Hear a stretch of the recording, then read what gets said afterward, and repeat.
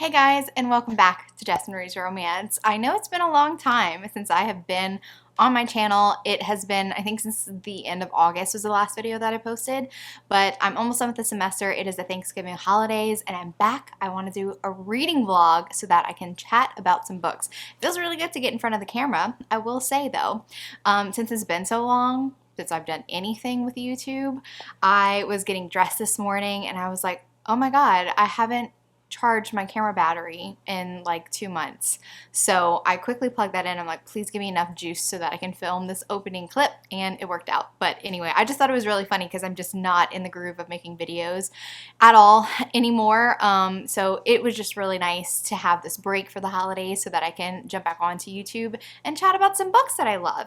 So I thought, since I basically have this whole week off for Thanksgiving, currently it's Tuesday, I would start a reading vlog. I have a couple books lined up, but I'm not quite sure if I want to read all of them. My mind might change, so I'm just going to take it one book at a time.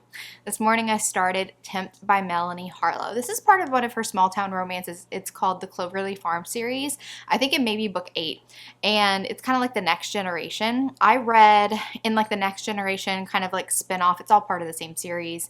The first one is Ignite, I believe. I read Ignite and Taste. I did not read Tease, which is the one right before this one. But Tempt, when Melanie Harlow started sharing the like teaser graphics, and I was just all over it, all over it. We had a salt and pepper daddy on the cover, and I was like, it's what I've been missing in my life. So I'm gonna read Tempt. So I knew that I wanted to read that whenever it came out. It's possibly the only book for November that I even knew about. Like, for a new release, this is the only book that I was like, I know that this book is releasing in November, so of course it's going to be the first one on my vlog. So I started it this morning, and I really love it. So the scenario is that Millie, she's the oldest of 5 girls, and she is an event coordinator at her parents' well, it's called Cloverleaf Farms, but it's basically this huge property, and it has like a wedding venue, reception area. It has like a winery and a restaurant on the premises, I believe. She's a plus-size, curvy heroine who, at the beginning of the book, is at like a bridal expo in New York City. Her flight gets delayed because there was a hurricane that hit the East Coast, and so her sister was just kind of like, it's 9 o'clock. Why don't you try to get out of your comfort zone, go to the lobby bar, and maybe meet a hot guy? Like, you never know. Of course, Millie fights it, because that's just not her. She has had some interesting past relationships. She has been in relationships with men who needed her. Her sister calls them puppies. They're in need of love, and Millie's so kind to them, and they end up by finding their one true love after they date Millie. So Millie thinks, like, so what's wrong with me that all of my ex-boyfriends go on to marry the next girl that they date? Like, what is wrong? And her sister's just like, it's because you like fix them. Like, you're almost like a therapist to them. So maybe you need to stop dating people that need you so much. But Millie kind of longs to be needed, and she's always thought that she's would have been married by now. I think she's 32 and having kids. So she decides, yeah, I'm gonna go to the hotel bar and I'm going to wear this little black dress. And of course she meets a really handsome guy in the bar. He's older than her, but in the family like loves age gaps. Lots of the books in the series have age gaps, and if you don't know me, if this is your first time on my channel, I love age gaps. I like an older man, and again, this is why I wanted to read this book so badly, because the salt and pepper guy on the cover, perfection. So she gets rescued by this guy named Zach, and of course they have a one-night stand together. They think they're never going to see each other again, even though he does give her his card. Later on, of course, they run into each other because Millie's latest ex, Mason, is getting married, and she's actually the event planner for her ex-boyfriend. She's the one that set her ex-boyfriend up with his fiance. And Mason apparently has a long-lost dad. Never knew who his real father was, and recently, a couple months ago, connected to his real dad. Guess who it is? It's Zach. So it's an ex-boyfriend's dad scenario, but it's not like she's dating someone that she's met and knew while she was dating Mason. She has no idea that Zach is Mason's dad. So that's the setup for this book, and I have to say that it's really cute. Of course, really steamy in the beginning because they have a one-night stand scene. and I'm really enjoying it so far. Really love Millie's character. I'm really into Zach. I mean, he is so hot. He's a former Navy SEAL. He's retired. He works in security now, and he's tattooed and just delicious. So I'm gonna enjoy reading that for the rest of the day. I'm also doing some Thanksgiving prep. Tomorrow is my big Thanksgiving prep day. I'll probably like include that in some of the clips. So my mom and my dad recently moved into a new house over the summer, and she always hosts Thanksgiving. Like every big event, every big holiday, my mom hosts, and I always help with like the dishes and stuff because we have lots of family coming over. Well, this year she doesn't have room to fit the big turkey, and so I cleaned out my refrigerator and I could fit the turkey. So I'm gonna have fun. I spatchcocked the turkey, so that is something that I need to do tomorrow, and prepare the casseroles that I'm going to make. So that's on the agenda. I need an audiobook while I do all that. I like to listen to audiobooks while I'm like cooking and prepping. I'm not sure which one of my books that I have on this vlog, the list for this vlog, I'm not sure which ones have audiobooks, so I'm gonna have to go check that out. And if none of them have an audiobook, then I might have to search for one. Also, no shame, no hate in the comments section for me having my tree up already. It's been up since the beginning of November. I needed some joy in my life, so the second it hit November, we started having some kind of fall weather, which is typically unusual for Louisiana. I was like, yeah, the tree's going up, all the fall decorations are going up. So yeah, it makes me happy. I'm currently listening to Christmas music as I read, and it's also my background study music at the moment. If you haven't checked out Spotify playlists, I love the Christmas Peaceful Piano. That's my go-to. And also a Christmas like jazz instrumental one as well. So that's what I've been listening to. But anyway, I will let you know what I think of Tempt the further I get into it, and then I'll have to decide what's my next book that I'm going to pick up. Good morning. Let's talk about Tempt, okay? I do have my Resting Witch face mug. Look how cute. I love it. This is from Juliet's merch store that she has on Bonfire. And I want to get the Stay a Spell mug as well. And I have the Alpha sweatshirt, which I might wear that today. I don't know. It's Thanksgiving prep day before Thanksgiving. I have some casseroles to prep and also the turkey to prep. I mentioned this in a previous clip, but I'm going to spatchcock it, and it's a pretty big turkey. I expect some resistance when I actually try to break the breastbone, so that'll be fun. I might film it. I don't know. Anyway, so let me take a sip first. I always feel like I sound so like raspy in the morning, but I like filming in the morning. Anyway, so I finished Tempt, and I really loved it. I thought that it was super sweet. The relationship was really great. So obviously they have a secret relationship thing going on. They don't want to tell Zach's son because they've already kind of denied that anything has happened between them. I'm really glad that during the course of like their secret relationship, they really got to know each other. I loved all the conversations that they had with each other. They live like across the United States from each other. So a lot of their conversations happen over the phone, but I really love the way that they connected with each other. I think that their relationship was really, really great. I was sort of worried about the third act conflict, but it ended up by being fine. I was okay with it. If you're new to this channel, this is just something to know about me. A third act conflict can make or break the book for me, and I think that lots of authors feel like they absolutely must have a third act breakup. I very much disagree. I kind of hate third act breakups unless it's, some authors can pull them off, but I really don't like that. Much prefer for a breakup to happen earlier in the book and we can have time to work through it. I just feel like it's a little too late to have them break up at the end and then there has to be a grand gesture. But again, this is all personal preference, but very satisfied with how Melanie Harlow wrapped that up. Now, I do want to put a little spoiler right here because I did want to talk about a certain aspect of Millie and Zach's relationship because it was one of the things I was worried about. One of the things that's kind of holding Millie and Zach from a true relationship, holding them back from making like a commitment, is that they want different things. So a list of things that are holding them back from actually being together include Mason, the son who was Millie's ex-boyfriend. And they've already lied to him, saying that nothing happened when they met in New York. They just had a drink in a bar and that's it. They didn't bang all night. So Mason's like, okay, because he has trust issues.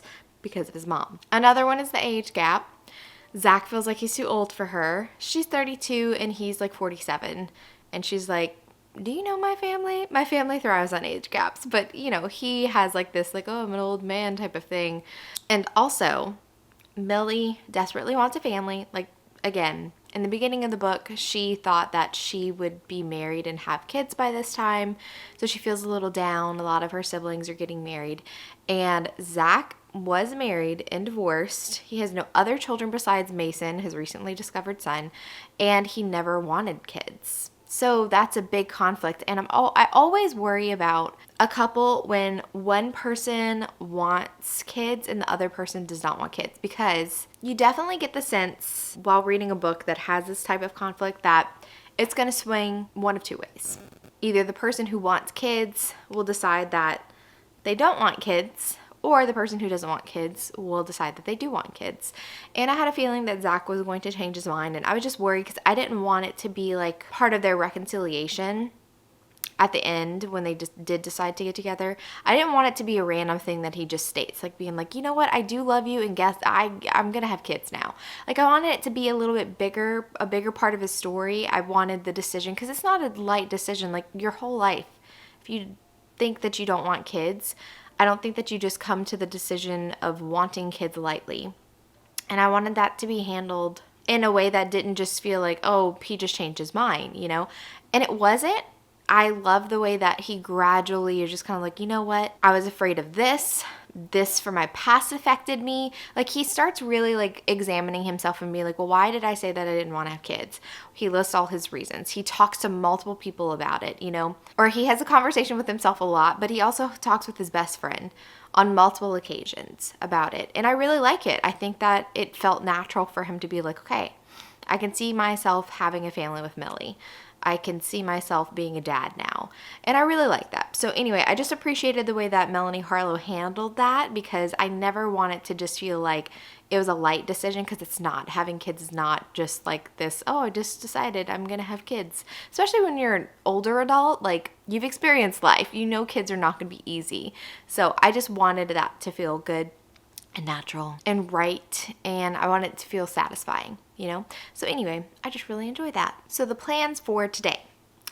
I really wanted to do an audiobook. I was hoping that there was an audiobook for a historical that I hope to read for this vlog, but there wasn't. So what I'm going to do is I wanted to do How the Grump Saved Christmas by Claire Kingsley.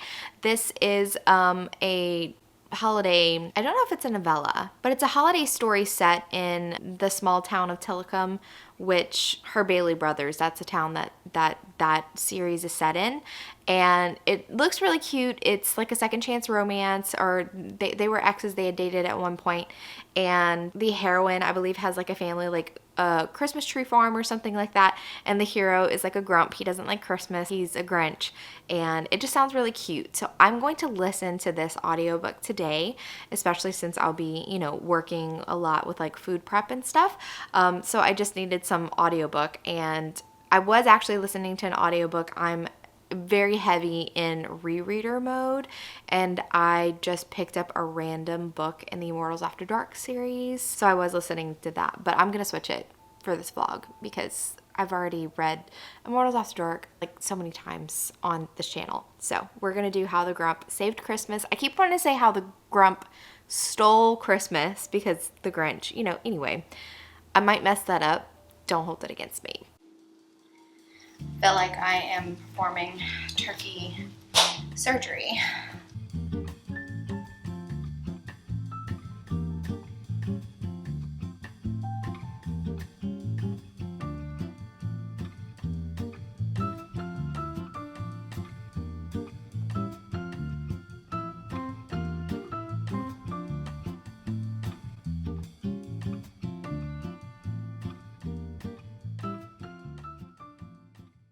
Time for a reading update. Y'all are probably going to get tired of seeing me in my robe, but I'm most talkative in the morning. I love to chat. I love to be cozy. I don't know. Every time I do a reading vlog, it always feels right to start off with a clip. Like in the morning, it's like drink my coffee, start a clip. So you're going to see me in my robe like every morning this week. It's fine. But I have updates for How the Grump Stole Christmas. So yesterday, today's Thanksgiving. Happy Thanksgiving to all my American friends who celebrate. The prep day for Thanksgiving called for an audiobook. I was able to get a good ways in to that audiobook. I did get distracted because my mom kept calling me. While I do the pie crust this morning, I'm going to finish listening up to How the Grump Saved Christmas, hopefully. So far, I really enjoy the premise of this book because it feels very like Christmas story, like Hallmark Christmas, Lifetime Christmas, like in the best possible way. It also feels very comforting to be in Telecom. So the heroine, Isabel, she is from Telecom. Her family has a farm. It's a Christmas tree farm, but they also have like, you know, Santa's workshop type of thing. They have a herd of reindeer and also a guard donkey, which I thought was really funny. I honestly can't even remember because the timeline for this book crosses over with her last Bailey Brothers book, Rewriting the Stars. The timeline crosses over because Levi and Annika are kind of like secretly still dating. In this one, Isabel is best friends with Annika, but I honestly just don't remember Isabel from Rewriting the Stars, so I'm sorry if she was in there and I just completely forgot. But I think it's super cute, this little farm, and unfortunately for them, the farm's not doing that well. And her father's taking out loans and stuff, and so we have this big company that the hero works for who is looking to buy their land because they basically want to use it for a data service center. Don't at me because I have no idea how all that works, but they want the land for their company. The hero, Elias Stoneheart, like, come on, classic last name that implies he has a heart of coal. Like, I mean, it reads like a super cute and cheesy in the best way Christmas like movie, you know? So Elias Stoneheart, he's very focused on his job. He's hoping to get a promotion. He wants to be the CFO. But of course, he has a rival in the company that's also up for the same promotion. And when he finds out that this guy is kind of dropping the ball on acquiring this piece of land that his boss wants, he's like, I wonder how I can wiggle my way through. And then he finds out that this farm, this land in Telecom, he used to live there with his aunt and uncle for a while, and Isabel he used to date in high school. So he's like, maybe I can get this deal. I can go down there and I can see if I can convince them to sell us the land. Of course, the plan isn't that easy. Obviously, they have history. They didn't end on good terms. And I really do enjoy, like, he hates Christmas. He hates the office Christmas party. He's like, why are people decorating in November? I would totally piss off Elias because my tree has been up since November 1st. And Isabel is just trying to explain to Elias why she wants to keep this farm going, even though it's not profitable anymore. She's just like, but this town needs our little slice of like a Christmas town, like the North Pole kind of. They really need this, like spreading Christmas cheer. The holidays tend to bring out like the best in people. People are more generous and stuff, and so like this is important to me, and he just like, it's a bad business investment, and he tries to talk her out of it. But I also really like the background that we have for Elias. So he grew up with this very wealthy family. Wow, I didn't change my battery. 1 second. So sorry. It's the little things that you forget when you don't regularly vlog. Changing batteries. So where was I? Elias's background. So his family is very wealthy, and nothing he ever really does feels like it's good enough for his parents, especially his father.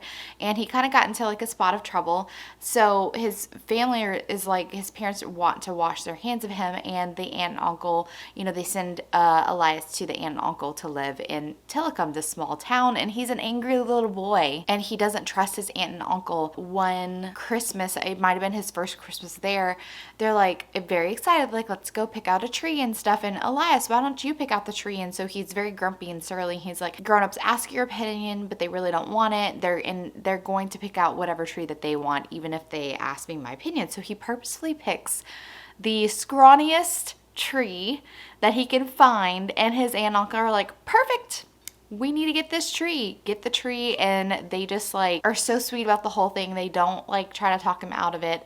And he's so untrustful of this style of parenting that his aunt and uncle are doing with him. He's very distrustful of it. And then we flash back to, you know, the grown-up Elias, and he's looking back on all of this with new eyes because he didn't have to like impress his aunt and uncle but he feels like he's living to impress his dad even now. He wants to be the most successful. He wants to make sure his bank account's bigger than his dad, because like he's looking for that seal of approval from his dad, and his dad won't give it to him, will not give it to him. So I like Elias's backstory. And then Isabel, I mean, very simple. She just wants to save her family's farm.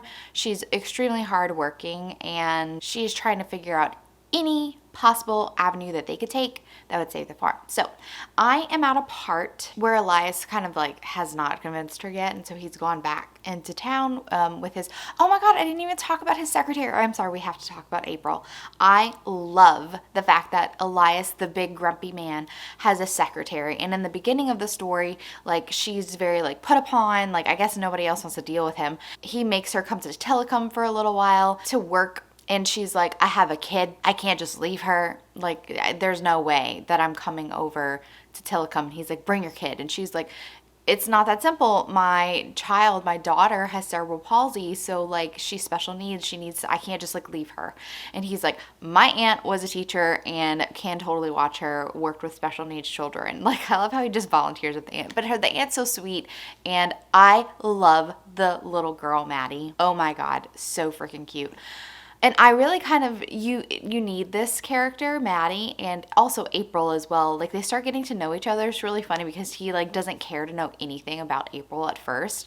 And in fact, she keeps multiple times telling him the name of her daughter, and he just like, who's that? Like every time she mentions her daughter, he's like, who? And she's like, oh, I can't believe I've worked with you for 3 years and you still don't know anything about me, and you cannot remember my daughter's name. And then like that gradually shifts. He kind of has a soft spot for Maddie. Like he really likes her, and I just really think it's cute. So anyway, I just had to throw that out there. But my plan is to finish that while I prep this morning. I want to finish this book, and then I don't know if I'll have time to start a new book today. Probably not. It won't be until tomorrow, but at least I can update you guys on how I feel about like the whole ending of this small town Christmassy romance. Are we surprised that I didn't update you guys for the rest of Thanksgiving Day? It turned out to be a little bit hectic. I was down to the wire bringing stuff to my mom's house yesterday, but everything went well. I had a great time with family, and I was able to finish How the Grump Saved Christmas by Clara Kingsley, and I ended up by giving it 4 stars. I thought it was really, really cute. I felt like maybe her characters in general weren't as strong as, or as vibrant as Claire Kingsley's past characters have been in her Bailey Brothers series, and also her Miles family as well. I really love those 2 families. I mean, they're hard act to follow, and this is only like a Christmas book, and I kind of do judge those a little bit less harshly, I guess you would say. Like it's the same with Lifetime and Hallmark movies. You don't expect to get like the same level of like quality, which is not to say that this book lacks quality, but I think that the story, it's really cute, and I wasn't expecting like this life-changing Christmas story. I just wasn't. I was looking for a fun time in Telecom, and that's what I got. So I was very satisfied with the story. It did wrap up a little too neatly in a bow toward the end. Now, today, I had a study day today, so I wasn't reading a whole lot, but I just picked up, because I was undecided on what book I wanted to pick up next.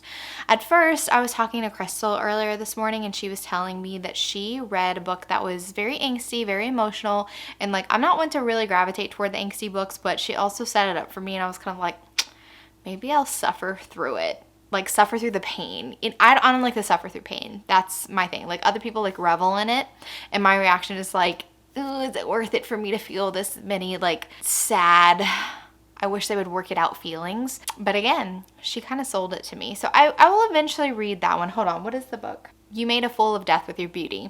So I was gonna read that one, but then I was like, I've already talked about 2 contemporaries on this video already, so my original plan, I just stuck with it. I decided to pick up Yours Until Dawn by Teresa Medeiros. I've been really loving her. When I was on a reading sprint with Jen, someone said I should really try Yours Until Dawn, that it was really great. And so I downloaded on my Kindle, and I was like, oh, it's perfect opportunity to fit it on this vlog. So I was like, historical, that's what I'm going with. And so I didn't read the descriptions to it at all. I just started it. And apparently, so the hero, his name's Gabriel Fairchild, and he was a war hero, but he got injured, and this injury led to blindness, and it also has like some sort of scar. I'd have to go read the description again. Kind of like his entrance was very like eventful, so I wasn't really paying attention to like his overall like physical description because it was just a lot was happening. Okay, I'm jumping ahead of myself, but he's blind. And we find out a little later because our heroine is being interviewed for the job as his new nurse. And she's asking questions to the housekeeper like, well, why did he join the Royal Navy? Usually people who are born into nobility, especially a first son, which Gabriel is a first son, like he's set to inherit his father's title, which I'm not sure what that is right now. Usually they would get a position in an army and it would kind of be just kind of like a title. They wouldn't really go in danger, but he wanted to go into the Royal Navy and he was like in the thick of battle and he worked his way up the ranks without using like nepotism and like his position, and he truly worked for that position. And now he has so many changes that are associated with his injury and his new condition that he doesn't know how to kind of adjust. And he is being stubborn. He doesn't want to adjust. He's convinced that he just wants to be left alone. He doesn't want them to accommodate him. He doesn't want anybody to baby him. And that's when we have our first meeting. So Samantha is being interviewed, and I'm not quite sure about her background yet because she's saying that when she was being interviewed by the housekeeper, she was like, hopefully they won't look too hard at the signature, the forged signature. So she lied on her resume. So I don't know what her background is, but she was going to be the nurse. And they hear like crashing, and the housekeeper and the butler are trying to like hurry her out. And then all of a sudden he crashes through the door because his sense of smell is like heightened now that he can't see. And he's like, I smell someone's here, so a woman is here. And he's like, he looks like a great growly beast. He hasn't been like shaved in like forever. He's like unkempt, and because like he won't like have a valet, he like sent him away because he doesn't want anybody to baby him. And he also like trips over furniture because he just refuses for the servants to make any accommodations for him whatsoever. He'd rather run into furniture. And it's just like he's so almost animalistic. He's trying to growl and like scare her away and saying like, ooh, the last 3 nurses didn't last. It only took them, you know, this long to run away packing or whatever, and you're not gonna last long at all. And she just like, challenge accepted, challenge accepted. So her first night when he goes back up, she's like, hey, look, what we're gonna do is we're gonna move all the breakables because he keeps breaking things. We're gonna move him high up to where he's not going to run into them, move the furniture out of his path so that he can freely walk between rooms. Roll up the rugs, tripping hazards, let's roll them, put them against the wall. And they're like, no. The reason why we, you know, haven't moved anything and also why the drapes are all closed is because he said he didn't want anything to change. And she's like, no, I'm prescribing that he needs sunlight in here. Like you can feel the warmth, you can smell the fresh air because it smells so musty in here. It smells like a tomb. Like, we're gonna clean this. And they're like, we're not gonna do anything. We're not gonna go against him. And she's like, okay, you know, I respect that. He's your employer, but I'm going to do it. So she starts moving like all the furniture by herself, and she's been at it for hours and hours and hours. And finally she falls asleep on this ottoman, and all the servants like go back up, and like the housekeeper is kind of like a hard ass. And whenever she sees like her fingernails are all broken, she has like a couple blisters, she's been moving heavy furniture by herself all day. Like the housekeeper feels kind of bad. And so she's like, okay, we're gonna finish what she started. And so I really like that she's kind of winning over the servants. And like, of course, when he first goes downstairs, he's preparing to run into things, and he's like, I'm not running into anything. What is going on? Why is there sunlight beaming on my face? And like, it smells fresh in here. What is going on? So I just like this battle of wills. I love this setup. I have a suspicion about something, because at the beginning of each chapter, it begins with like just this one line, and it's addressed to Miss March, and it's someone cautiously courting this Miss March. When he goes back up to his room, Gabriel, he's searching through his drawers, and he gets out this pile of letters, and he's lamenting. They had mentioned earlier how, you know, before Gabriel lost his sight, he was so charming, he was so sweet, he loved to read. That was one of the things that he lost when he went blind, is he can't read anymore. And so he takes out these letters, and he's just imagining that he can read them, but he refolds them, and he's like, I can't wish for that. And something about like, I can't wish for a woman who doesn't want me, who doesn't love me. And so I have a suspicion about something, but I don't know. I'm only like 5 chapters in, so I can't say anything for sure, and I don't want to guess in case I'm correct, and I don't want to guess without creating like a spoiler tag, and I just feel like it's too early for that. It's too early for that. So I'll let you know the further I get in.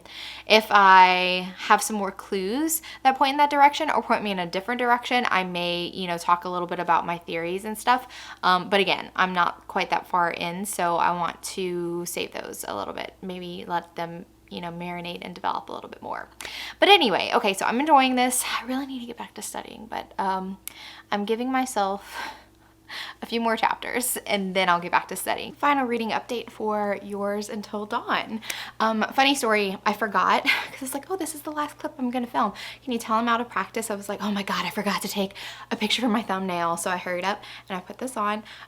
Fun fact, this was my Thanksgiving outfit that I never got to wear. I never got to wear the shirt because I had so many casseroles that I was transporting to my mom's house and I had to bake them here.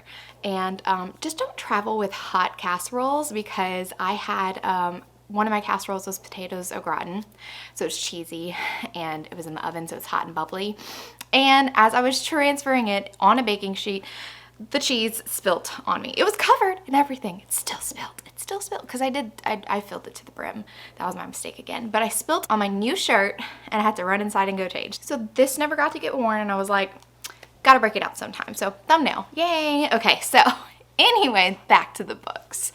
Yours Until Dawn. I really loved it. It's probably my favorite Teresa Medeiros that I've read. And I have read, I think I already mentioned this, but After Midnight, which is more of like a, I don't want to say it's a darker romance because it's not, but it has a darker, more gothic feel and a little bit of a mystery, which I really love. After Midnight. I still need to read. I keep saying I'm going to read The Brothers. Maybe I'll read that one next because Teresa Medeiros is just doing it for me. But love that one. Charming the Prince was really cute, but the kids in Charming the Prince kind of outshone the relationship, I think, and Yours Until Dawn was just perfect for me. That doesn't mean that it was a perfect book because there's one aspect towards the end. There's one thing that happens towards the end, and it's a spoiler, like major spoiler. So I'm gonna throw up a spoiler. But before I get into that, I just want to talk about like the overall book. I honestly wasn't even thinking it as soon as I opened the book. I didn't read the blurb, so I wasn't immediately getting like Beauty and the Beast vibes, but later on, it kind of clicked a little late in the game, I have to say. But I was like, oh my God, this feels like, you know, Beauty and the Beast. He's like trying to push her away. He has this ugly scar and he used to be beautiful. He even shows her his portrait of what he used to look like before he got injured in battle.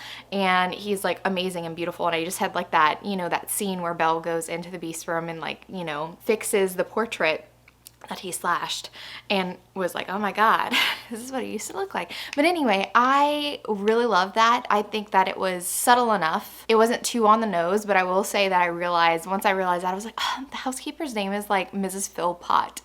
Mrs. Potts. Like, what? Okay, anyway. Done with that. So I think that it was really great. I loved how the heroine Samantha just stood toe-to-toe with Gabriel. He was so surly. There's a scene where he's like, okay, she's not anything I do. She's not really taking me seriously when I say that I don't need help and I want her to go away. So what can I do to annoy her? I know I'm going to ring this bell every second that I can get and get her to do dumb things like tuck me in. No, I'm hot. Like take the covers off. Could you go organize my clothes by outfit? And then the next day be like, okay, I actually want them into categories. I want all my cravats to be together. So like he kept doing that for her. I don't know how long it went on, like 2 weeks straight. And one time she just completely passed out in his dressing room because she was so tired. But he was doing stuff like that and she just stood toe to toe with him and I loved it. I loved it so much. So I really think that this was such an enjoyable book. I had like a smile on my face the whole time while I was reading it. So definitely my favorite book that I read for this reading vlog. Now I want to get into spoilers because I did tell you in the first clip when I talked about it that I had a theory and it was spoilery and it is spoilery. So I'm going to throw out the spoiler tag and talk about Samantha's identity. So I had a suspicion because I was like, why else would each chapter begin with my dear Miss March and then eventually it changes to Dear Cicely. So I was like, oh my God, this is her. The person that these letters are addressed to, it's Samantha, right? He can't see her There was numerous clues in the beginning to support my theory. I did backtrack a little bit once I got to a certain point because I was like, okay, if Samantha is this Cicely, somebody that he's written to before, what happened to tear them apart? There was a scene where he goes remove her from his desk because she's about to get pen and paper, and she's opening the drawer, and he knows that she's doing it, so he's like rushing over to kind of like, you know, stop her from opening it because he has a packet of letters in there. And he says, you know, oh, they don't matter. And before, when he was reflecting on it, he was like, you know, this woman who doesn't love me anymore type of thing.